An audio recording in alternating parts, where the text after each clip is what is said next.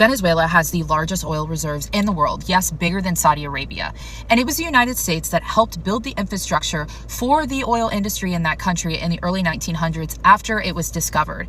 And not all oil is created equally. The oil in Venezuela is very dirty, it's dense, it's sour, it's much harder to refine compared to places like Saudi Arabia. In the 1970s, Venezuela was producing millions of barrels of oil per day. Much of it was going to U.S. refineries, and they became the richest Latin American country for years. 1998, Hugo Chavez becomes president, and he's spending money like water. Free housing, free healthcare, free education, and that money is coming from the oil exports. But he doesn't spend any money on the oil facilities to keep them up, and they begin to slowly deteriorate.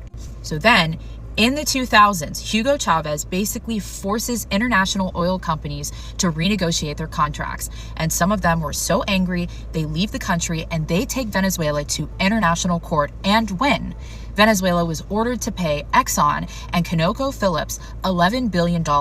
Much of it has still not been paid to this day. So because of mismanagement, their oil infrastructure is pretty much collapsing and deteriorating, and the country can only produce a small fraction of what it used to, and much of that is being handled by China. Then in 2013, Hugo Chavez, he has cancer and he handpicks Nicolas Maduro to become president, and the economy starts collapsing fast in 2014. Everything spiraled out of control. Inflation was through the roof. Their dollar was worthless. People couldn't afford soap, food, medicine. The situation became so dire, there was a food and medicine shortage. Hyperinflation plagued the country, and in the years of 2015 to 2016, the average that a Venezuelan lost in weight was 19 pounds.